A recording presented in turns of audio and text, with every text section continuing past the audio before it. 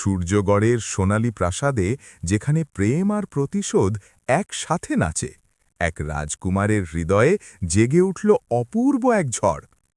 হিংসার আগুনে পুড়ে যাওয়া এক যুবতী ছদ্মবেশে এলো প্রাসাদে, খঞ্জর হাতে নিয়ে, কিন্তু ভালোবাসার স্পর্শে গলে গেল তার প্রতিশোধের শপথ।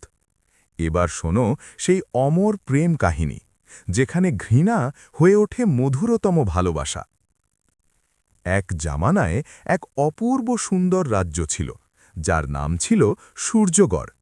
চারদিকে ঘন সবুজ বন জঙ্গল, স্বচ্ছ নদী আর উঁচু উঁচু পাহাড়ের সারি এই রাজ্যের সৌন্দর্যকে আরও মোহনীয় করে তুলত। রাজপ্রাসাদ ছিল এতটাই বিশাল, জমকালো আর চোখ ধাঁধানো যে দূর দূরান্ত থেকে মানুষ শুধু তা দেখার জন্যই ছুটে আসত। সোনার পাতে মোড়া বিশাল দরজা, হাতির দাঁত দিয়ে নকশা করা জানালা আর ফুলে ফলে ভরা সুবাসিত বাগান, সব কিছু মিলিয়ে এই রাজ্যের অফুরন্ত ধন সম্পদ আর রাজকীয় আভিজাত্যের জয়গান গাইত। সেই রাজ্যের সিংহাসনে বসেছিলেন রাজকুমার অভিজিৎ সিং। তার পিতার অকাল মৃত্যুর পর থেকেই তিনি রাজদরবার এবং হাজার হাজার গ্রামের বাণিজ্য প্রশাসন একাই সামলাচ্ছিলেন। বয়স মাত্র ৩০ বছর হলেও তার চোখে জমেছিল এক অদ্ভুত প্রাচীন গভীর ক্লান্তি, যেন খুব অল্প বয়সেই তিনি পৃথিবীর সব তিক্ততা আর কষ্টের স্বাদ নিয়ে ফেলেছেন। তার দীর্ঘ বলিষ্ঠ শরীর আর মুখের অমোঘ গাম্ভীর্য প্রথম দর্শনেই যে কোনো মানুষকে থমকে দিত। রাজদরবারে হাঁটার সময় তার পায়ের আওয়াজ শুনেই দরবারীরা সোজা হয়ে দাঁড়িয়ে পড়তেন। তার একটি আঙুলের ইশারাই যথেষ্ট ছিল পুরো দরবারকে কাঁপিয়ে দেওয়ার জন্য।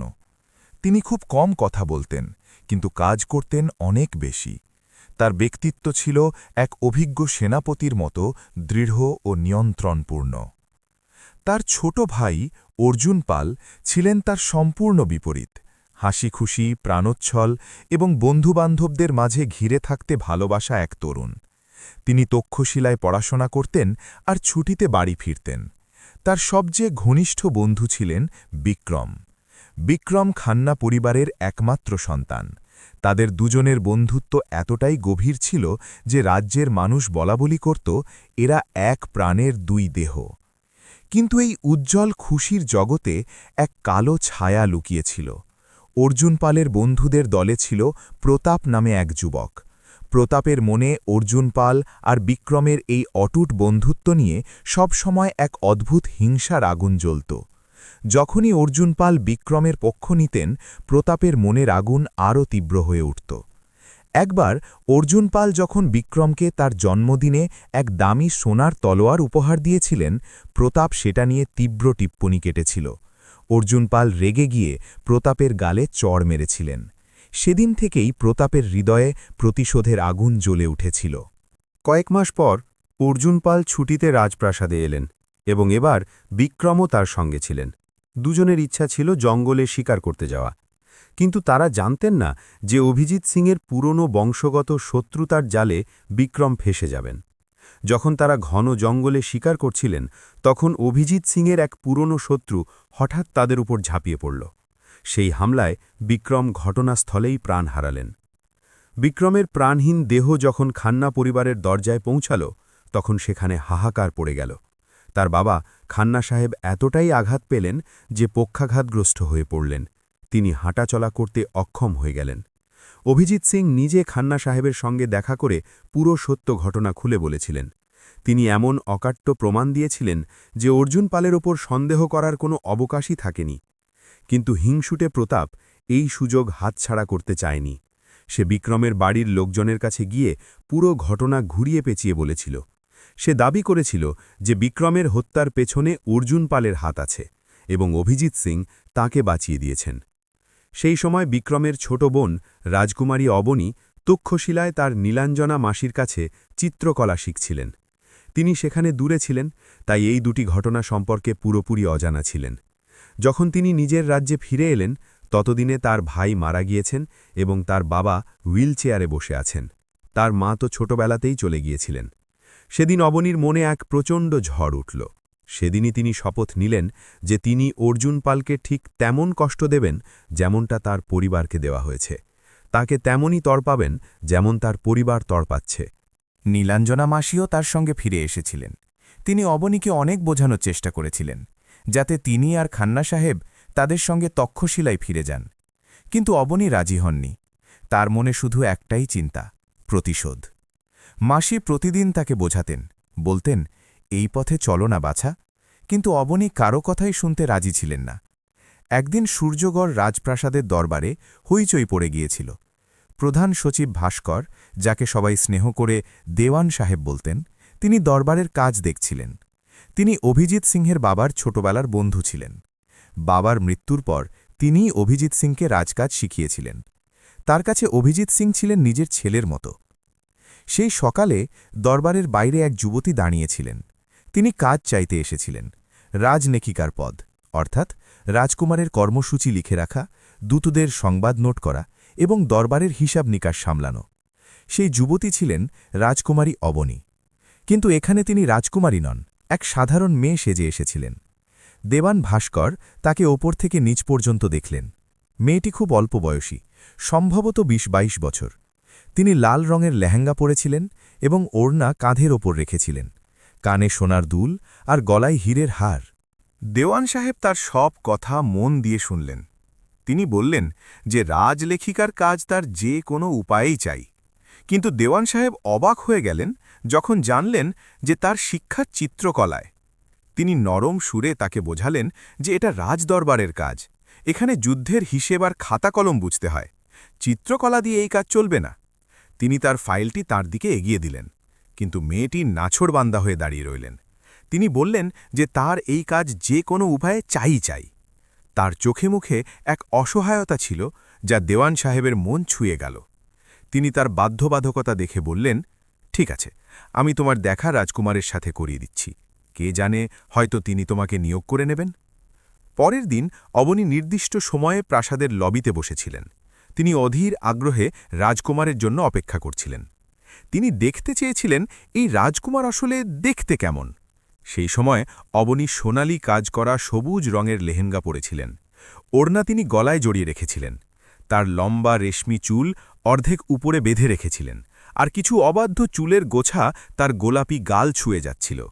তাকে দেখতে বেশ পরিপাটি আর সংযত লাগছিল, কিন্তু তাকে দেখে কেউ বলতে পারত না যে তার চাকরির প্রয়োজন আছে। কানে সোনার দুল, গলায় হীরের হার আর হাতে সোনার কঙ্কন, এসব তার সচ্ছলতার প্রমাণ দিচ্ছিল। তিনি আধ ঘণ্টার মতো বসেছিলেন। এমন সময় দেওয়ান সাহেব সেখানে এলেন। তিনি নরম সুরে বোঝালেন যে আজ রাজকুমারের সাথে দেখা হওয়া কঠিন। তিনি ১ সপ্তাহ পর ফিরেছেন, তাই দরবারি কাজ আর মিটিংয়ে ব্যস্ত আছেন। কিন্তু তিনি যদি চান তবে সন্ধে পর্যন্ত অপেক্ষা করতে পারেন। অবনী মাথা নেড়ে আবার বসে পড়লেন। ঘণ্টার পর ঘণ্টা কেটে গেল, কিন্তু ডাক এলো না। প্রায় ৪ প্রহর পর যখন অবনী ক্লান্ত হয়ে উঠে দাঁড়ালেন, তখন তিনি দেখলেন দরবারের এক বড় ঘর থেকে একদল লোক বাইরে আসছে। সেই দলের নেতৃত্ব দিচ্ছিলেন এক অত্যন্ত চমৎকার ও প্রভাবশালী ব্যক্তিত্ব। তিনি ডান হাতের একটি আঙুল তুলে রেখে কিছু আদেশ দিচ্ছিলেন, যা সঙ্গে সঙ্গে এক ছেলে ভোজপত্রের ওপর লিখে নিচ্ছিল। তিনি রাজকুমারের থেকে ১ কদম পিছনে পিছনে চলছিলেন। সাথে আরও অনেক লোক ছিল। এই সবার মাঝে সেই মানুষটির চেহারা আর ব্যক্তিত্ব দূর থেকেই নিজের ছাপ ফেলছিল। তার ভঙ্গি ছিল কোনো সেনাপতির মতো। অবনী কিছুক্ষণের জন্য তার দিকে তাকিয়েই রইলেন। এক মুহূর্তের জন্য তিনি থামলেন, যেন তার কিছু মনে পড়ে গেছে, এবং তার পেছনে থাকা পুরো দলটিই থেমে গেল। তিনি তাদের মধ্যে কয়েকজনের সাথে কথা বললেন এবং সবাইকে যাওয়ার জন্য বলে দিলেন। তারপর পাশে দাঁড়িয়ে থাকা ছেলেটিকে আরও কিছু লেখার জন্য বললেন। তিনি চারপাশের জগৎ থেকে উদাসীন হয়ে নিজের কাজে ব্যস্ত ছিলেন। তখনই দেওয়ান সাহেবের নজর অবনীর ওপর পড়ল, এবং তিনি অবাক হয়ে গেলেন যে এই মেয়েটি এখনও বসে আছে। তিনি তৎক্ষণাৎ অভিজিৎ সিংয়ের দিকে ঝুঁকে তার কানে ধীরে ধীরে কিছু বললেন। দেওয়ান সাহেবের ইশারায় অভিজিৎ সিং একবার অবনীর দিকে তাকালেন। তারপর দেওয়ান সাহেবকে কিছু বলে প্রাসাদের ভেতরের দিকে চলে গেলেন। তখনই খুশি হয়ে প্রায় দৌড়াতে দৌড়াতে দেওয়ান সাহেব অবনীর কাছে এলেন এবং বললেন, তাড়াতাড়ি চলো মা, অনেক কষ্টে রাজকুমারের থেকে সময় নিয়েছি। তার কথা শুনে অবনী সাথে সাথে উঠে দাঁড়ালেন এবং না জানি কেন নিজের ওড়না ঠিক করতে লাগলেন। দেওয়ান সাহেব তাকে সাথে নিয়ে সেই দিকে এলেন এবং এক বড় দরজায় ধীরে ধীরে টোকা দিলেন। ভেতর থেকে আসার শব্দ শুনে দেওয়ান সাহেব তাকে নিয়ে ভেতরে চলে গেলেন। অভিজিৎ সিং চেয়ারে বসেছিলেন, আর সামনে ভোজপত্রের স্তূপ ছিল। তিনি কঠোর গলায় জিজ্ঞেস করলেন যে কি কাজ আছে। দেওয়ান সাহেব সংক্ষেপে পুরো বিষয়টি জানালেন যে এই যুবতী রাজলেখিকার কাজের খোঁজে এসেছেন। তার শিক্ষা চিত্রকলার, তাই তিনি মানা করেছিলেন, কিন্তু এ বলছে যে তার কাজের খুব প্রয়োজন। অভিজিৎ সিং সরাসরি অবনীকে জিজ্ঞেস করলেন, যখন তোমাকে একবার মানা করা হয়েছে তখন এই জেদের মানে কি? সেই কোমল মেয়েটি তার সরাসরি প্রশ্নে ভীষণ ঘাবড়ে গেলেন এবং শুকিয়ে যাওয়া ঠোঁটে জিভ বুলিয়ে বললেন যে তার কাজের প্রয়োজন আছে। অভিজিৎ সিং ঠান্ডা গলায় বললেন, অন্য কোনো রাজ্যে কাজ খোঁজো, আমাদের রাজদরবারে তোমার জন্য কোনো জায়গা নেই। অবনীর আশায় যেন জল পড়ে গেল, কিন্তু তিনি যদি আজ সাহস হারিয়ে ফেলতেন তবে সবকিছুই হারিয়ে ফেলতেন। তিনি নিচু স্বরে বললেন যে তিনি সকাল থেকে অপেক্ষা করছেন, যদি নাই করে দেবেন তবে আগেই বলে দিতে পারতেন। তার এই অভিযোগে অভিজিৎ সিং আর দেওয়ান সাহেব দুজনেই একবার তার দিকে তাকালেন। দেওয়ান সাহেবের চোখে সহানুভূতি ছিল, অন্যদিকে অভিজিৎ সিং তার সাহস দেখে তাকে আপাদস্তক লক্ষ্য করছিলেন। সেই মেয়েটির মধ্যে এমন কিছু ছিল যা হঠাৎ তার মনে খটকা সৃষ্টি করল। অভিজিৎ সিং চেয়ারের পিঠে হেলান দিয়ে বসলেন এবং বললেন, আমি তো বলিনি যে আপনাকে অপেক্ষা করতে হবে। অবনী ফুপিয়ে ফুপিয়ে বললেন, আপনি আমার গরিব হওয়া নিয়ে মজা করছেন। এই নাটকের ওপর অভিজিৎ সিং এক গভীর দীর্ঘশ্বাস নিলেন। এই প্রথমবার কোনো মেয়ে তার সামনে এমন জেদ করে দাঁড়িয়েছিল, না হলে তো তিনি এক মুহূর্তেই সামনের জনকে তার জায়গা বুঝিয়ে দিতেন।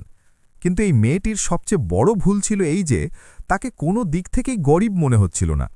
হাতে সোনার কঙ্কন, কানে হীরের দুল আর পরনে দামি পোশাক, এই অভিনয়ে তিনি মনে মনে হাসলেন। তারপর তিনি দেওয়ান সাহেবের দিকে তাকিয়ে বললেন, একে কাল থেকে রাজলেখিকা হিসাবে নিযুক্ত করে নিন। অবনী প্রথমবারের মতো সেই চোখের দিকে তাকালেন এবং ভীষণ ঘাবড়ে গেলেন। সেই চোখে কত রাগ ছিল, যেন তিনি তাকে পরখ করছেন, কিছু খুঁজছেন। তিনি তাড়াতাড়ি নিজের দৃষ্টি নামিয়ে নিলেন এবং ধন্যবাদ বলে খুশি মনে দরবার থেকে বেরিয়ে এলেন। অভিজিৎ সিং দেওয়ান সাহেবের দিকে তাকিয়ে সোজাসুজি বললেন, আপনার কাছে 2 দিন সময় আছে, আমার এই মেয়েটির সমস্ত তথ্য নিজের টেবিলে চাই। দেওয়ান সাহেব মাথা নেড়ে সাঁই দিলেন। পরের দিন অবনী নির্দিষ্ট সময়ে রাজপ্রাসাদে ছিলেন। দেওয়ান সাহেবই তাকে সেই জায়গাটি দেখালেন যা পুরনো রাজলেখিকার ছিল। এমনিতেও সেই রাজলেখিকার কয়েক মাসের ছুটির প্রয়োজন ছিল। অবনী আশায় অভিজিৎ সিং তাকে সেই ছুটি আগেই দিয়ে দিয়েছিলেন। রাজলেখিকার কক্ষটি আলাদা ছিল, কিন্তু অভিজিৎ সিংয়ের প্রতিটি মুহূর্তে দরবারি কাজ আর অন্যান্য কাজের জন্য রাজলেখিকার প্রয়োজন হতো। সেই জন্য আগের রাজলেখিকা তার দরবারেই ডান দিকে নিজের একটি ছোট টেবিল পেতে নিয়েছিলেন। কিন্তু আপাতত অবনীকে তিনি নিজের কক্ষে বসাননি, তিনি দরবারের লবিতে বাইরে বসেছিলেন। তার ঠিক সামনেই কাঁচের এক দেওয়াল ছিল। তিনি জানতেন না যে সেই কাঁচের আড়াল থেকে রাজকুমার তাকে দেখতে পাচ্ছেন কিনা, তাই তিনি কিছুটা দ্বিধার মধ্যে বসেছিলেন। আজ তিনি হালকা গোলাপি রঙের লেহেঙ্গা পরেছিলেন আর ওড়নাটি কায়দা করে গলায় জড়িয়ে রেখেছিলেন। তার লম্বা রেশমি চুলগুলো তিনি একটি খোপায় বেঁধে রেখেছিলেন। কিছু ছোট ছোট অবাধ্য চুলের গোছা তার মুখের দুপাশে দুলছিল। যখনই তিনি অস্বস্তিতে পড়তেন সেগুলো কানের পেছনে গুজতেন, কিন্তু চুলগুলো এতটাই মসৃণ ছিল যে সেখানে আটকালই না। পরের মুহূর্তেই চুলের গোছাগুলো আবার বেরিয়ে এসে তার গোলাপি গাল ছুঁতে লাগল। দরবারে তাকেই সবচেয়ে কম বয়সী মনে হচ্ছিল। তার চোখে মুখে বিস্ময় ফুটে উঠেছিল, কারণ তিনি প্রতিটি আসা যাওয়া করা মানুষকে অবাক হয়ে দেখছিলেন। এখানে সবাই খুব গম্ভীর ছিল, শুধু তিনি একাই কিছুটা দিশেহারা আর অস্থির হয়ে বসেছিলেন। নিজের অস্থিরতা কাটানোর জন্য তিনি সামনে রাখা কলম আর এক ভোজপত্র তুলে নিলেন। সবাই নিজে নিজের কাজে ব্যস্ত ছিল, তাই তিনিও নিজেকে কোনো কাজে ব্যস্ত দেখানোর চেষ্টা করলেন। তিনি ভোজপত্রের ওপর অনেক আঁকাবাঁকা ছবি আঁকলেন আর স্কেচ বানাতে লাগলেন। তিনি পাহাড়ের মাঝে দাঁড়িয়ে থাকা এক বিষণ্ণ মেয়ের স্কেচ বানাচ্ছিলেন। স্কেচটি প্রায় শেষ হতে চলেছিল, এমন সময় কেউ তার টেবিলে আঙুল দিয়ে মৃদু টোকা দিয়ে তাকে চমকে দিল। সে অভিজিৎ সিং ছিলেন। ঠান্ডা আর নিস্পৃহভাবে তিনি বললেন, যখন আপনার কাজ শেষ হয়ে যাবে তখন আমার কর্মসূচি নিয়ে আমার কক্ষে চলে আসবেন। অবনী হতবাক হয়ে বসে রইলেন। তিনি তার সম্মানে চেয়ার থেকে উঠে দাঁড়াতেও পারলেন না। তিনি যেতে যেতে আবারও একবার পেছন ফিরলেন এবং বললেন, আর এই প্রাসাদের দূত যখনই কোনো বার্তা নিয়ে আসবে তখন আপনার দায়িত্ব হল তা সামলানো।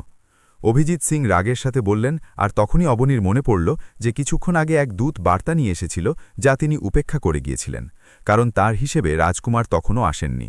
অথচ অভিজিৎ সিং আজ সকালে অনেক আগেই প্রাসাদে চলে এসেছিলেন। তার কিছু জরুরি কাজ ছিল আর কিছু দরবারীদের সাথে দেখা করার ছিল। যখন তাদের সাথে দেখা করা শেষ হল, তখন তিনি নিজের কক্ষে বিশ্রাম নিতে চলে গিয়েছিলেন। তারপর যখন তিনি কাজ শুরু করলেন, তখন সবার আগে দূত পাঠিয়ে ডাক পাঠিয়েছিলেন, যেদিকে অবনী কোনো খেয়ালই করেননি। তিনি রাগের মাথায় বাইরে এলেন এবং অবনীকে দেখে তার মনে পড়ল যে তার রাজলেখিকা বদলে গেছে। তিনি রাগে তার দিকে এগিয়ে গেলেন, কিন্তু এ কি? এই মেয়েটি এত বড় রাজদরবারে বসে ছবি আঁকছে আর নিজের রাজকুমারের কাজের দিকে তার বিন্দুমাত্র খেয়াল নেই।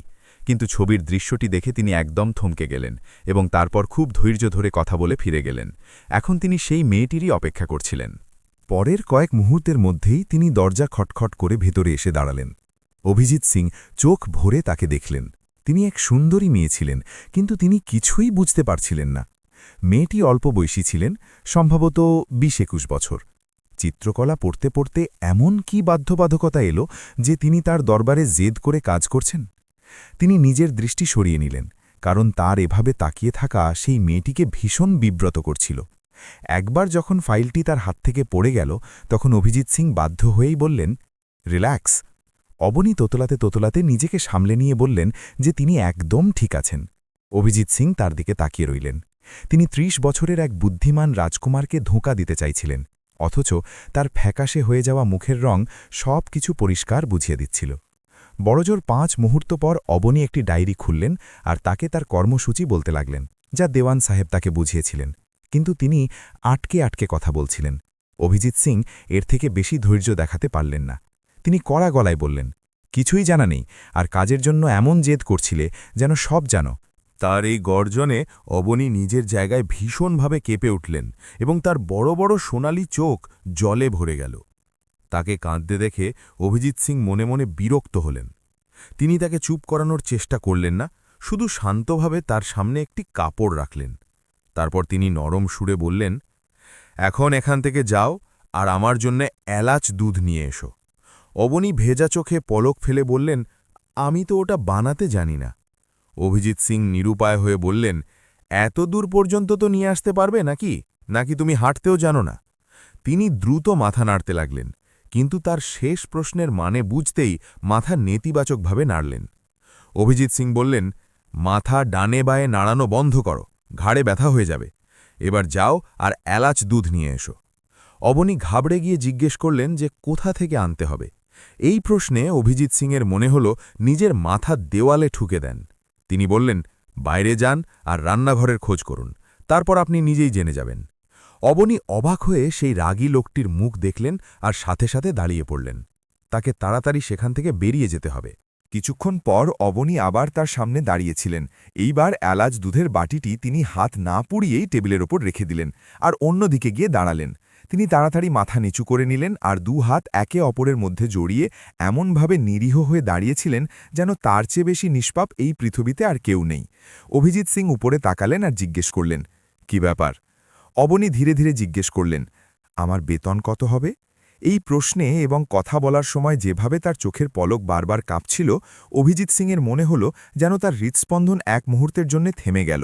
অদ্ভুত মেয়ে ছিলেন, কাজের কোনো আদবকেতা নেই, রাজদরবারের মালিককে সরাসরি বেতন জিজ্ঞেস করছেন। অভিজিৎ সিং স্বস্তির নিঃশ্বাস নিলেন আর পেছনে হেলান দিয়ে বসলেন। তারপর তিনি বললেন, আপনিই বলুন, আপনার যত প্রশংসা করা যায় ততই কম। আপনার যতটুকু কাজ জানা আছে সেই হিসেবে আপনার কত বেতন হওয়া উচিত? অভিজিৎ সিংয়ের এই বিদ্রূপে তিনি ভীষণভাবে ঘাবড়ে গেলেন। তিনি মাথা নিচু করে বললেন, আমি শিখে নেব। অভিজিৎ সিং বললেন, আর সেই দিন কবে আসবে? যে স্পর্শকাতর জায়গায় আপনি কাজ করছেন তা আপনার জন্য একদমই সঠিক নয়। অবনীর মুখ ফ্যাকাশে হয়ে গেল। তিনি কম্পিত স্বরে জিজ্ঞেস করলেন, তাহলে আপনি কি আমাকে কাজ থেকে সরিয়ে দেবেন? অভিজিৎ সিংয়ের মন তাকে ভেতরে ভেতরে বকা দিল। কি দরকার ছিল সেই নিষ্পাপ মেয়েটিকে কাঁদানোর? তিনি উল্টো জবাব দিলেন, বাইরে যান আর কাজ শিখে নিন। অবনী মরা পায়ে বাইরে বেরিয়ে গেলেন। তার চোখ হালকা ভিজে ছিল। তিনি নিজের টেবিল পর্যন্ত পৌঁছলেন আর ধীরে ধীরে চেয়ারে বসলেন। সামনে রাখা ডায়েরি খুললেন, কিন্তু অক্ষরগুলো যেন ঝাপসা দেখাচ্ছিল। তিনি তাড়াতাড়ি চোখের পলক ফেললেন আর এক দীর্ঘ শ্বাস নিলেন।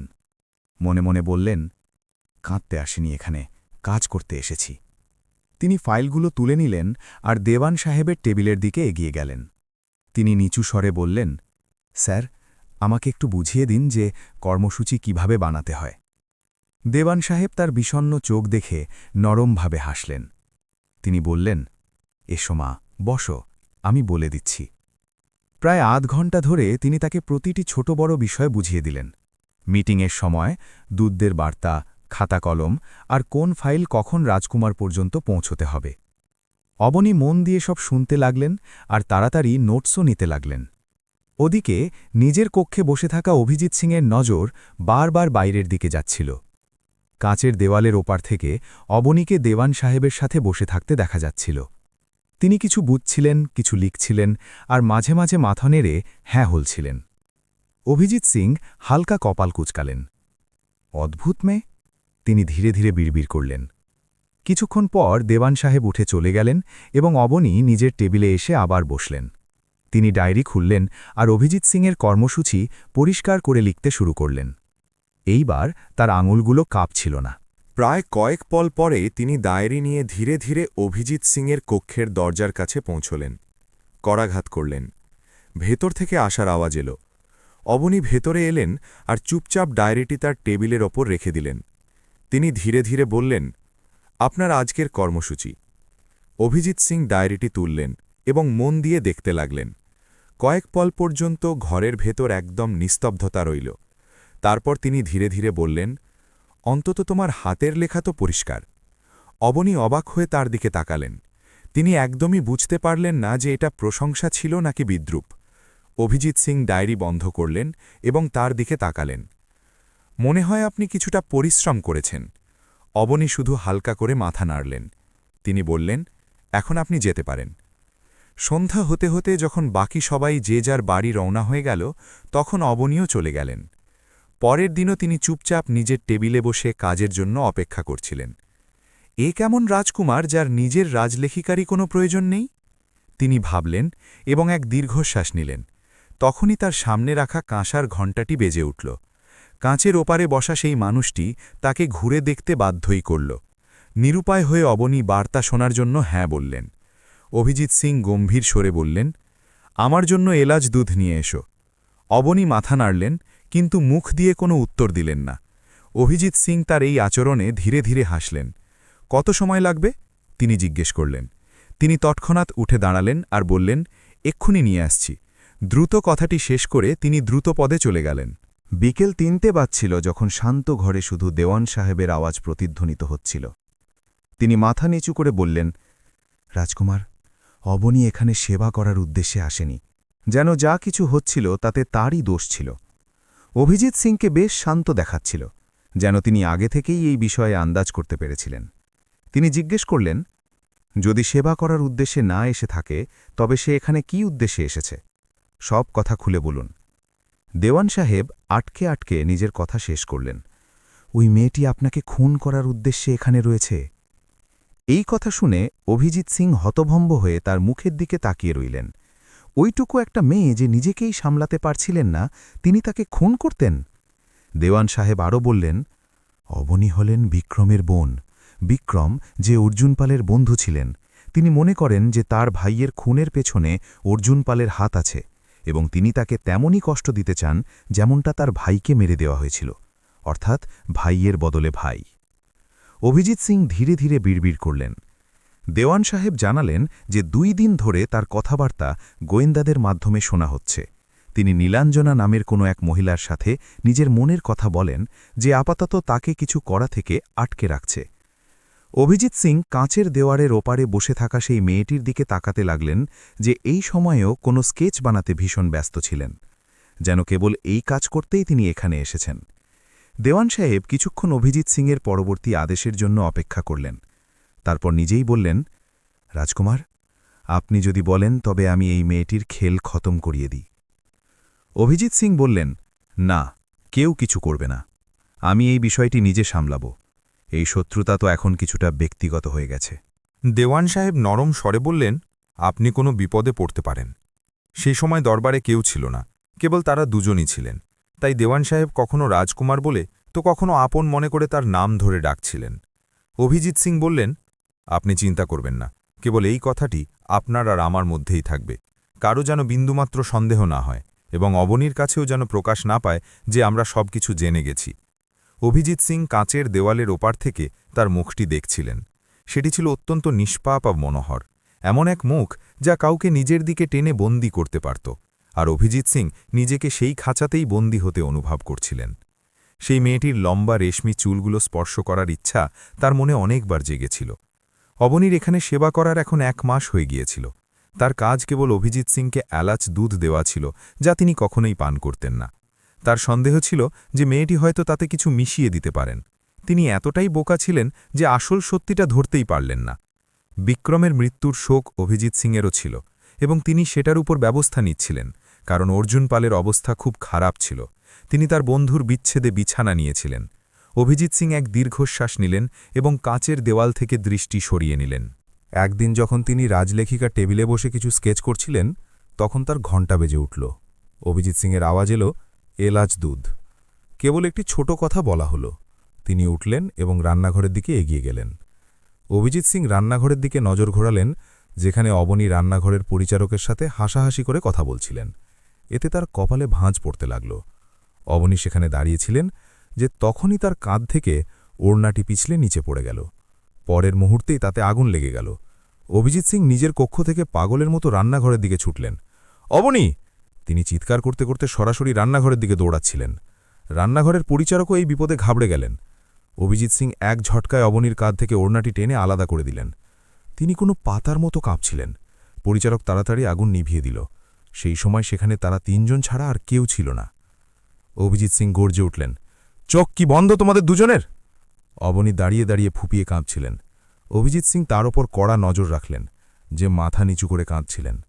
তিনি জিজ্ঞেস করলেন, এখন এখান থেকে যাবে নাকি অন্য কোনো কিছু ধ্বংস করার পরিকল্পনা আছে তোমার? অভিজিৎ সিংয়ের প্রশ্নে অবনী কাঁদতে কাঁদতে তার দিকে তাকালেন, আর অভিজিৎ সিংয়ের হৃদয় যেন থমকে গেল। এই মেয়েটি সত্যি এক আপদ ছিলেন। তিনি বললেন, পরিচারক, এসব পরিষ্কার করাও, আর আপনি আপনার কক্ষে যান। অভিজিৎ সিং এক ঠান্ডা নিঃশ্বাস নিলেন এবং সেই পুড়ে যাওয়া ওড়নাটির দিকে তাকাতে লাগলেন। কত সুন্দর লাগছিল তাকে আজ। হয়তো তারই নজর লেগে গেছে।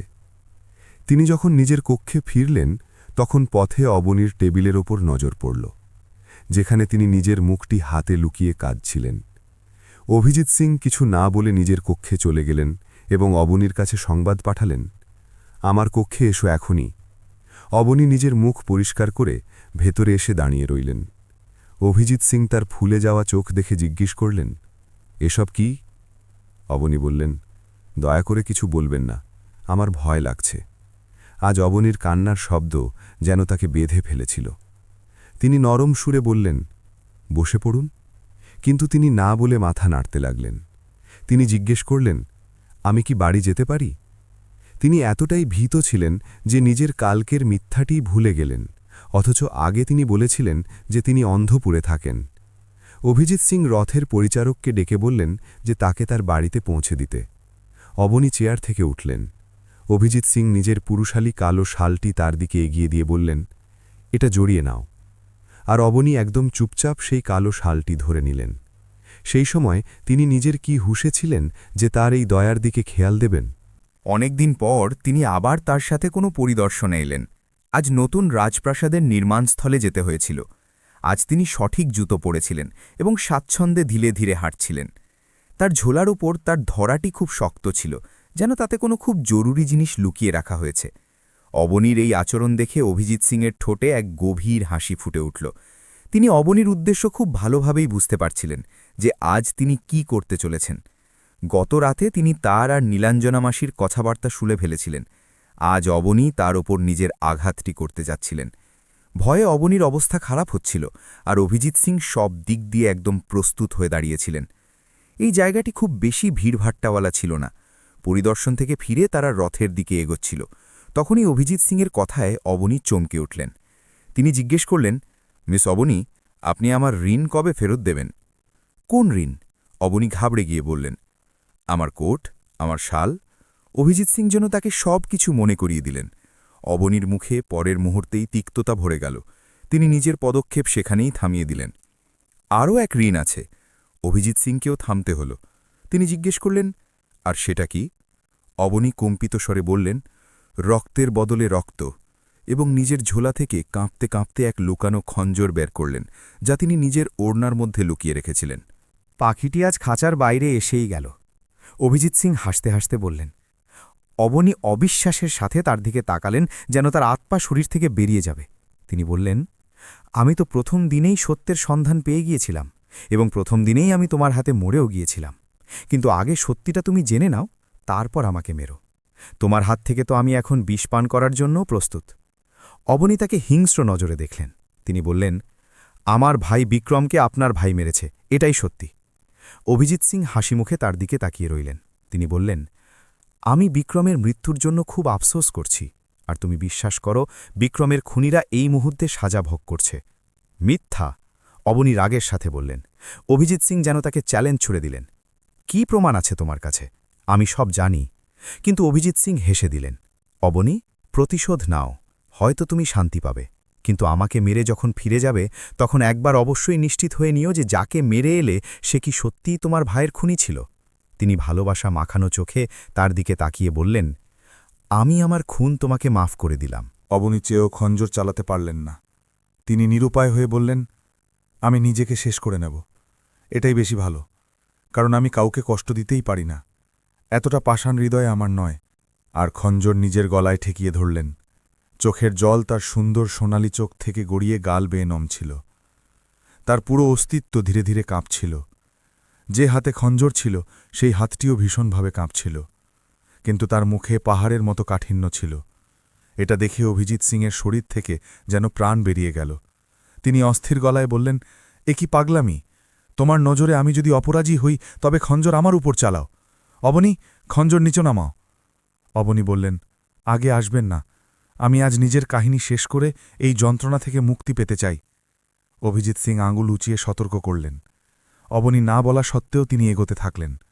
অবনী বললেন, এখান থেকে চলে যান, আমাকে একা ছেড়ে দিন। অভিজিৎ সিং কথায় ভুলিয়ে ধীরে ধীরে এগোচ্ছিলেন। পরের মুহূর্তেই ছোঁ মেরে তিনি একদম তার কাছে পৌঁছে গেলেন। অবনী কিছু করার আগেই অভিজিৎ সিং খঞ্জরের মুখ অপরের দিকে করে দিলেন।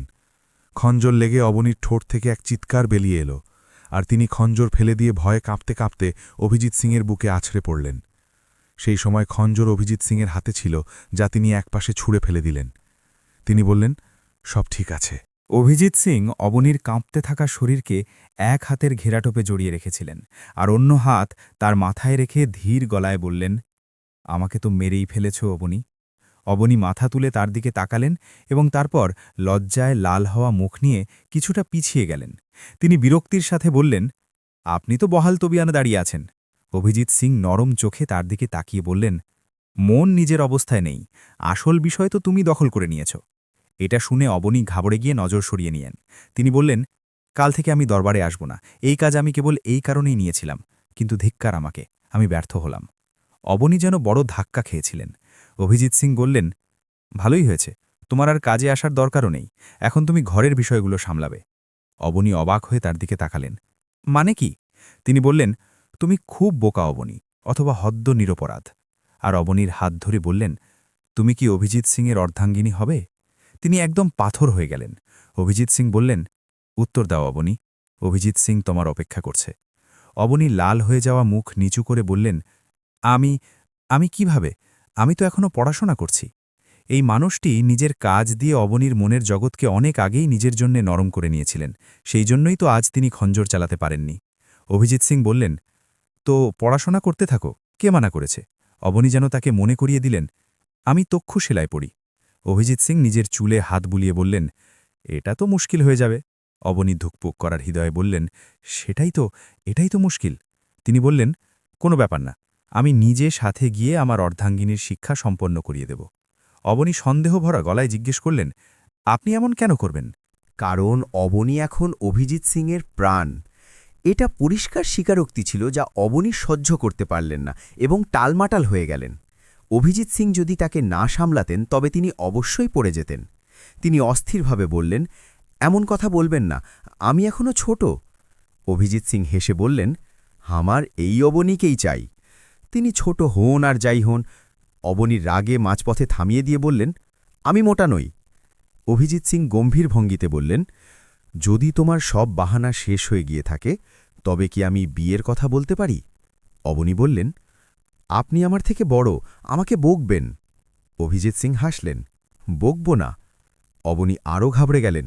তিনি বললেন, আমি তো ওড়না ওড়াও জানি না। অভিজিৎ সিং বললেন, আমি শিখিয়ে দেব। তার ভালোবাসা মাখানো আন্দাজ দেখে অবনী একবার তার দিকে তাকালেন। তিনি আবার বললেন, আপনি বলবেন বিয়ের পর শাড়ি পরতে, আমি তো শাড়ি পরাও জানি না।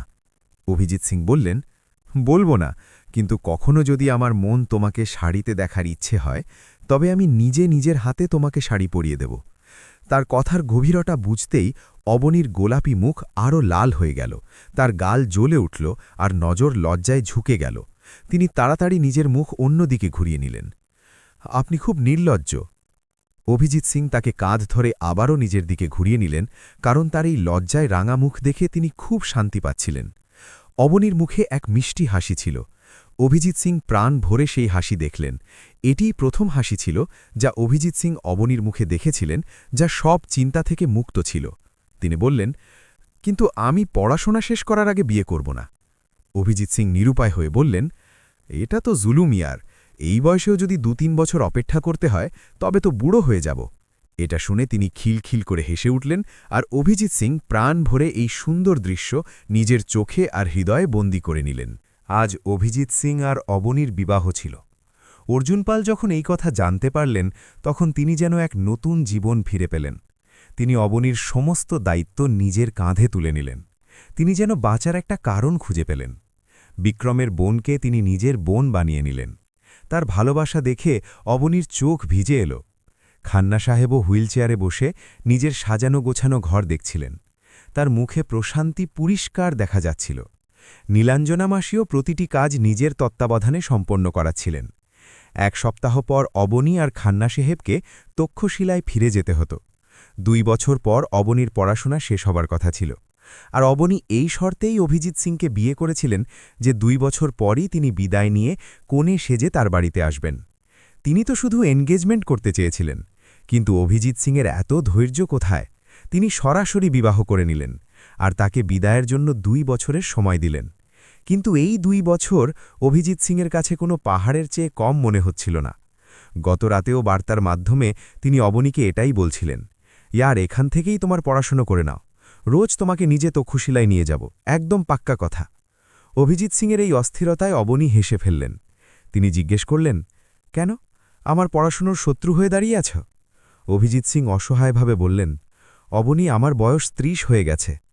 এটা শুনে অবনী অবাক হওয়ার এক ব্যর্থ চেষ্টা করলেন। তিনি বললেন, ওরে বাবা, তাহলে আমার বিয়ে কোনো বৃদ্ধের সাথে হচ্ছে?